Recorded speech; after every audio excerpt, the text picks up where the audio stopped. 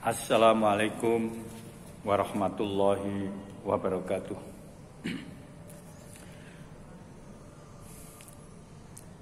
Bismillah, alhamdulillah, alladzi ja'alana dinal Islam wa ja'alana muslimin.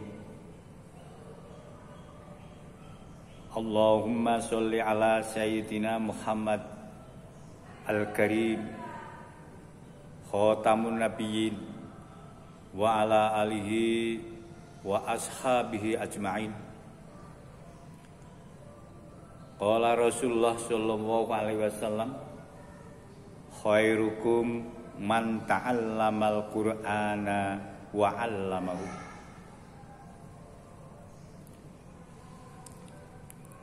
Jamaah Majelis Taklim rahimakumullah, al-mukarramun, para alim ulama, ustadz, ustadzah, para pemirsa baik melalui medsos maupun langsung yang hadir di majelis ini, rahimakumullah. Semoga Allah selalu meridhoi, memberkahi atau memberikan barokah pada kesempatan ini. Dan semoga ini merupakan tanda-tanda syukur kehadirat Allah Subhanahu wa taala. La in syakartum lazidannakum wa la in kafartum inna adzabi lasyadid. Allahumma sholli ala sayyidina Muhammadil Karim. Semoga sholawat serta salam selalu dilimpahkan kehadirat Nabi Agung, Nabi kita Sayyidul Mursalin Muhammad sallallahu alaihi wasallam, yang senantiasa kita jadikan uswatun hasanah dalam kehidupan kita. Kita usahakan melaksanakan perintah-perintahnya serta menjauhi apa yang menjadi larangannya. Semoga kita tercatat sebagai umatnya yang kelak mendapat prioritas syafaatnya. Amin, amin, ya Rabbal Alamin. Pada kesempatan ini bertepatan dengan hari-hari yang mulia, yang satu bulan puasa, yang kedua malam ini adalah malam turunnya Al-Quran. Maka marilah kita bersama-sama mengenang kembali masa turunnya Al-Quran. Yang pertama kali turun adalah surat Al-Alaq. Kita diperintahkan untuk membaca yang berlaku sepanjang masa, baik masa jahiliyah, masa sahabat, masa tabi'in, masa tabi'in, yang sampai sekarang ini sepanjang masa akan berlaku. Kita lihat, kita pandang, kita baca situasi dan kondisi kapan ia berada. Maka didiklah anak-anak kita sesuai dengan zamannya. Jangan engkau didik pada masa-masa yang kita mengalami kecil, itu sudah basi. Untuk itu Al-Quran bukanlah seperti itu. Al-Quran adalah berlaku sepanjang masa. Selagi dunia masih, Al-Quran akan selalu bisa atau relevan sesuai dengan keadaan dan kondisi yang ada. Terjawab semuanya di dalam Al-Quran. Terbukti semuanya yang 15 abad yang lalu turun. Sekarang muncul bukti-bukti yang nyata. Banyak penelitian yang membuktikan bahwa apa yang diharamkan oleh Allah, apa yang dilarang oleh Rasul, ternyata membawa hikmah yang luar biasa. Seperti kita ketahui bersama, Al-Quran adalah wahyu yang diturunkan oleh Allah Subhanahu wa taala kepada Rasul Muhammad sallallahu alaihi wasallam untuk dijadikan pedoman, pegangan bagi seluruh umat. Tidak terbatas kepada umat Islam saja, namun pedoman, pegangan inilah untuk seluruh menuntun ke arah yang lebih baik, mendapatkan rahmat dari Allah Subhanahu wa taala. Hadis yang diriwayatkan oleh Muslim, yakni dari Abu Umamah radhiyallahu an, ia berkata, yang artinya saja, aku mendengar Rasul sallallahu alaihi wasallam bersabda, bacalah olehmu Al-Qur'an, sesungguhnya ia akan menjadi pemberi syafaat pada hari kiamat bagi para pembacanya, penghafalnya. Hal ini dapat diketahui bahwa terdapat banyak manfaat jika kita membaca Al-Qur'anul Karim, yang antara lain: satu, orang yang selalu membaca Al-Qur'an akan menjadi orang yang baik. Hal ini berdasarkan sabda Rasul Muhammad SAW bahwa orang yang terbaik di antara manusia adalah orang-orang yang mau mempelajari dan mengajarkan Al-Qur'an. Khairukum man ta'allamal Qur'ana wa 'allamahu. Sebaik-baik kalian adalah orang yang mau belajar Al-Qur'an dan orang yang mau mengajarkan Al-Qur'an. Hadis riwayat Imam Bukhari. Oleh karena itu, orang yang terbaik di dunia bukanlah orang yang mempunyai derajat dan jabatan tinggi, bukan orang yang memiliki harta benda yang berlebih, tetapi orang yang terbaik di sisi Allah adalah orang yang mau belajar Al-Qur'an dan mengajarkannya kepada orang-orang lain. Yang kedua adalah memberikan kedamaian, ketentraman, ketentraman, keistiqomahan. Hal ini firman Allah Subhanahu wa taala surat Ar-Ra'd ayat 28 yang artinya saja, orang-orang yang beriman dan hati mereka menjadi tentram dengan mengingat Allah. Ingatlah, hanya dengan mengingat Allah hati menjadi tentram. Membaca Al-Qur'an, mempelajari Al-Qur'an, menghayati Al-Qur'an, ini adalah sarana ibadah yang lebih utama. Sampai-sampai Rasul mengatakan, orang yang selalu berpedoman mengamalkan Al-Qur'an, Allah akan memberikan sesuatu yang pantasnya tidak untuk orang tersebut, yakni suatu pemberian yang lebih mulia. Sedangkan yang ketiga mendapat sakinah, rahmat, serta dinaungi para malaikat.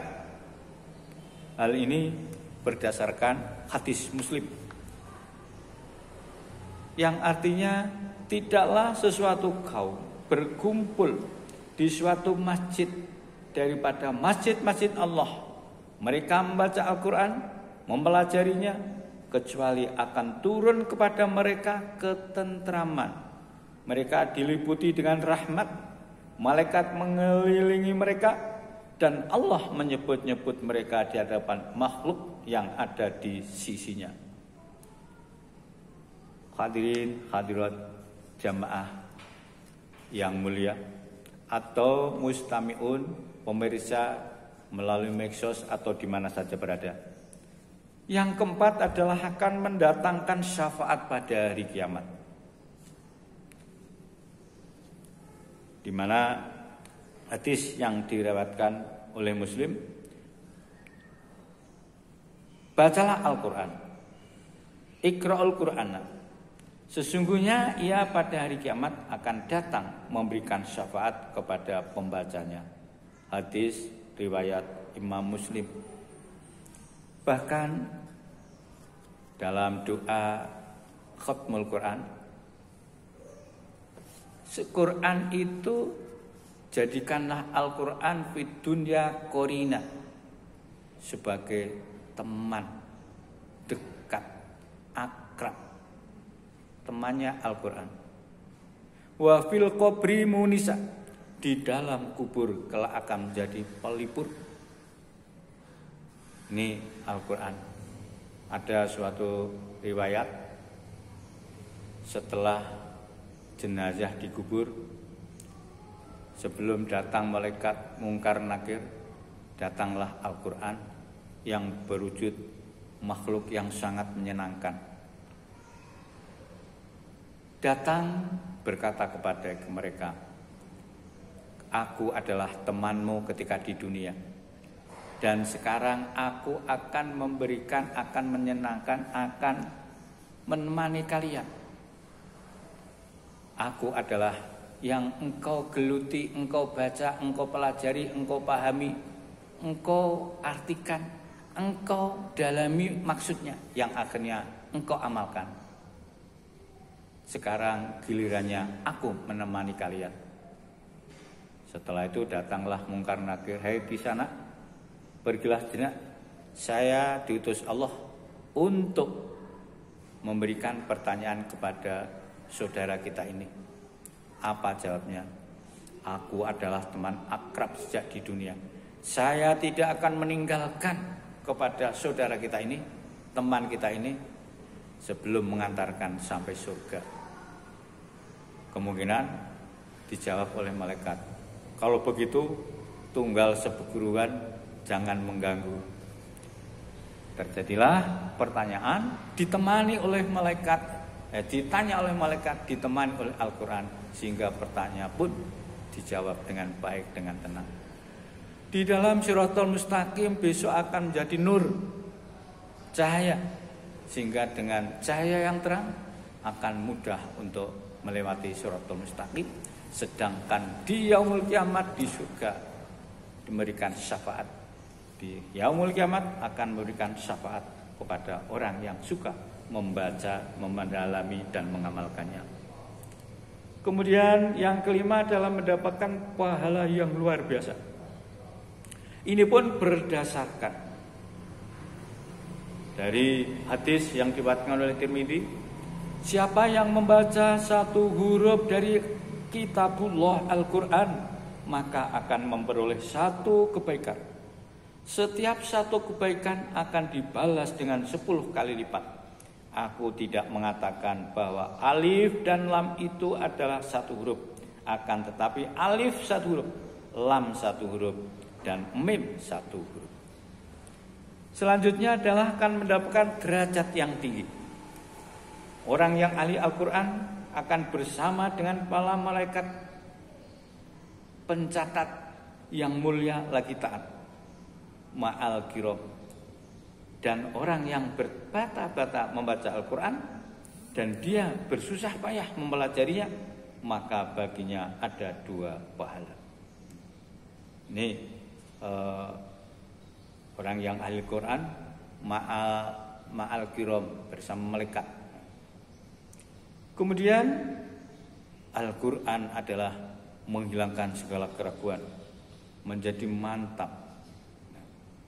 Al-Quran menjelaskan mana yang sesungguhnya benar, disertai penjelasan bukti-bukti kebenaran yang nyata.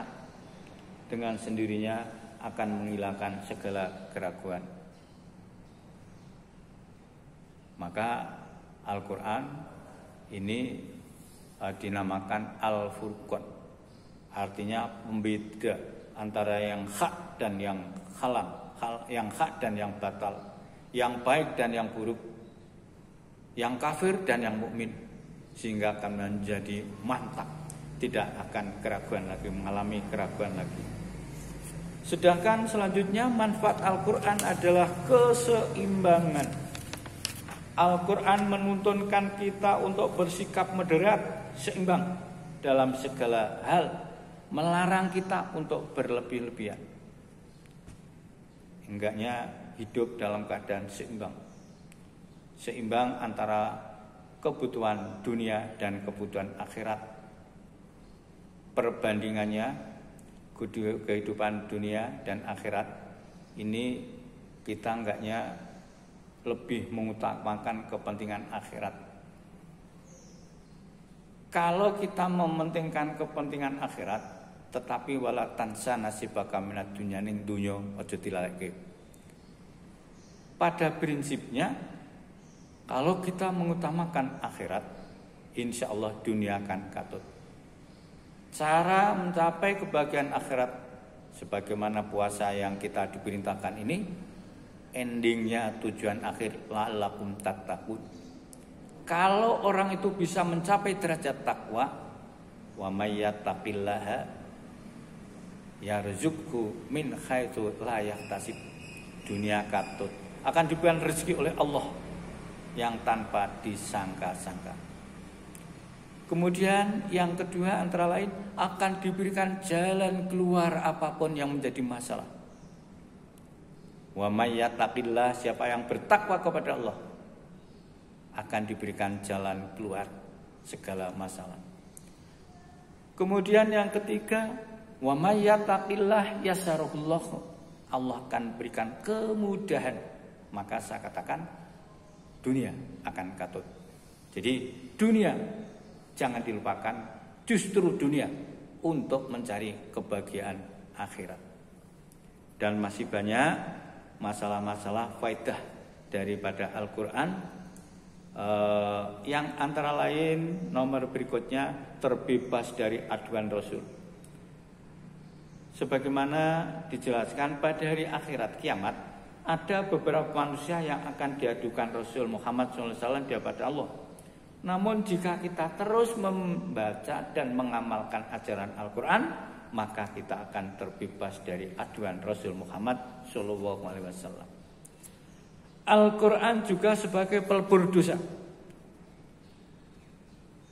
Al-Quran yang mengingatkan kita akan dosa-dosa dan mencegah kita terjerumus kembali ke dalam perbuatan-perbuatan dosa yang menimbulkan suatu perbuatan yang bisa menimbulkan dosa. Jamaah rahimakumullah, juga Al-Quran akan bisa mendapatkan banyak nikmat.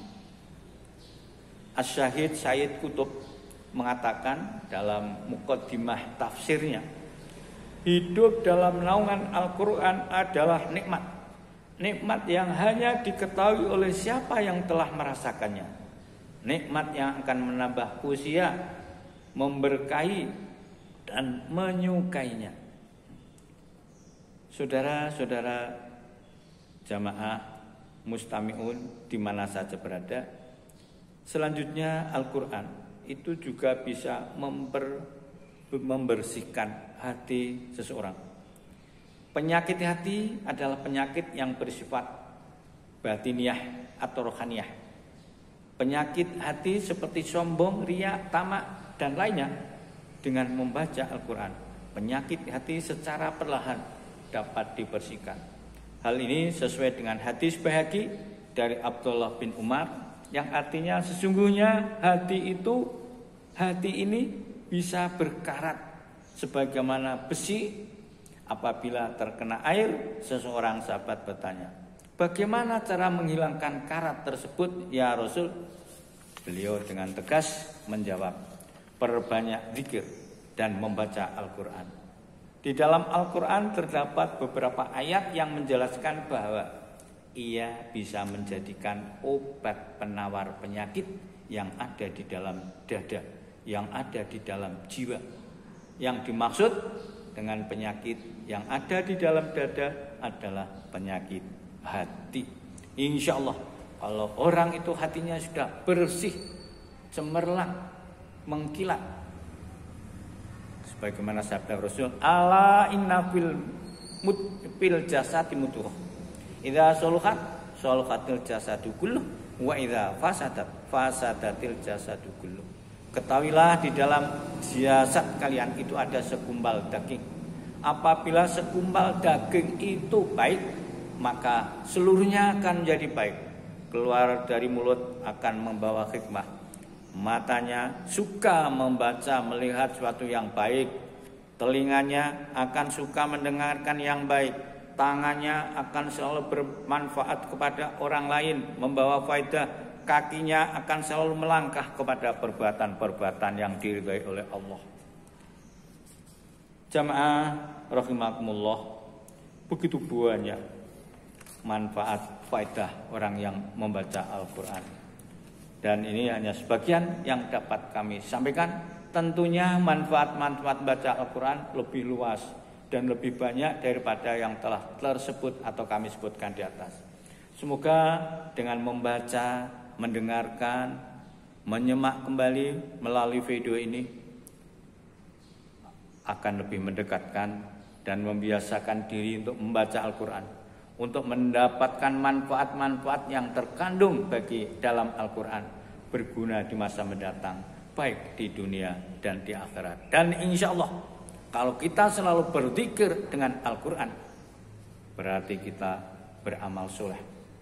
Yakin kalau kita beramal soleh, dengan narjullah kita pun akan diambil oleh Allah dalam keadaan husnul khotimah. Amin, amin, amin ya rabbal alamin. Allahumma arhamna bil Qur'an waj'alhu lana imama wa nura wa huda wa rahmah. Allahumma dzakkirna minhu ma nasina wa 'allimna minhu ma jahilna. Ila akhir. Wassalamualaikum warahmatullahi wabarakatuh.